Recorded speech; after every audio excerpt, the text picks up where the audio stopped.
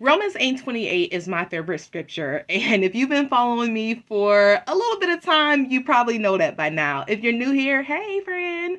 But Romans 8:28 says that all things work together for good to them that love God and answer the call to purpose. And it's my favorite scripture because I have seen this play out in my life over and over and over again.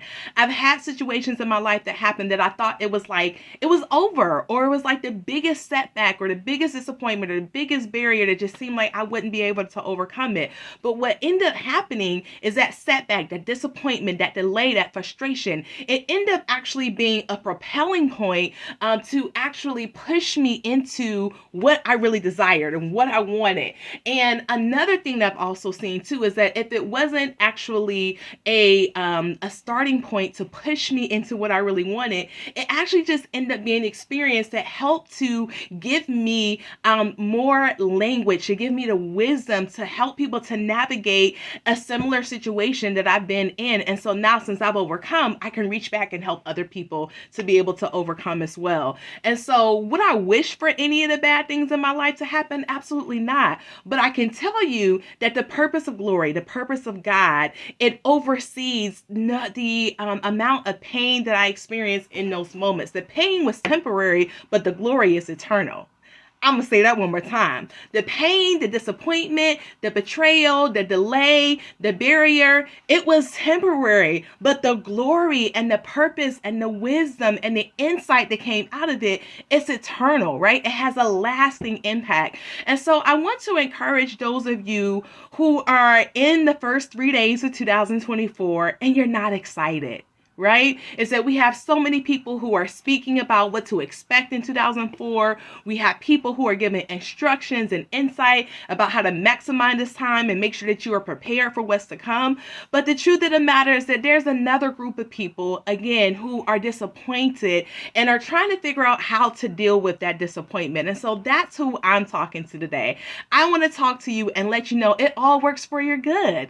And so even for me, I'll be honest, is that, hey, back in 2017 or 2007 rather, I had a suicide attempt. Would I want to go through all those things again? Absolutely not. But what that suicide attempt has helped me to do now, it helps me to speak to people who have also lost hope. It helps me to be able to speak the language of those who are in despair and to not only speak to where they are, but to also give hope to where they can be, right? I can tell us that, with having different health issues that I've experienced and even health issues with loved ones that are very close and dear to my heart, is that now I'm able to speak from an experience of being able to know what it means to endure health challenges or to support someone who is enduring health challenges and give somebody else, again, hope that you can navigate it, that this isn't the end, right?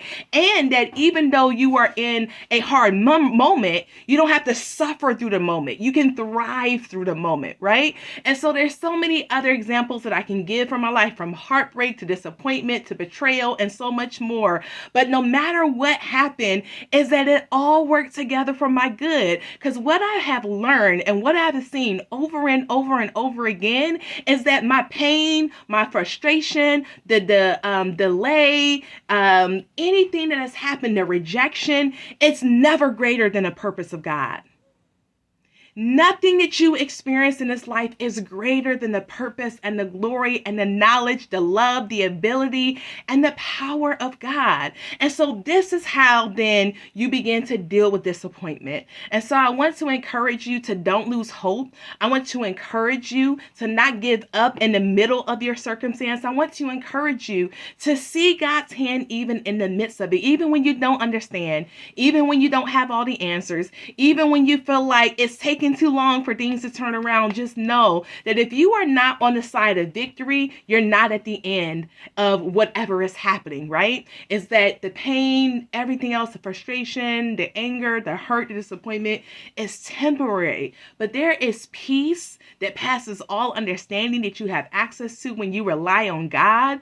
There is love that you can experience when you begin to trust God even in the midst of what's happening. There is strength. The Bible talks about about how in our weakness, he becomes strong, right? And so even in our weakness points, we don't have to walk in our weakness. We don't have to just depend on our weakness, but we can depend on the strength of God. So I'm going to be talking a little bit more about this over the next few days. So be looking out for those notifications when that comes up, and talk about dealing with disappointment. Yes, we're at the beginning of a new year where everyone has these encouraging messages or messages of instructions about how to prepare with what's to come.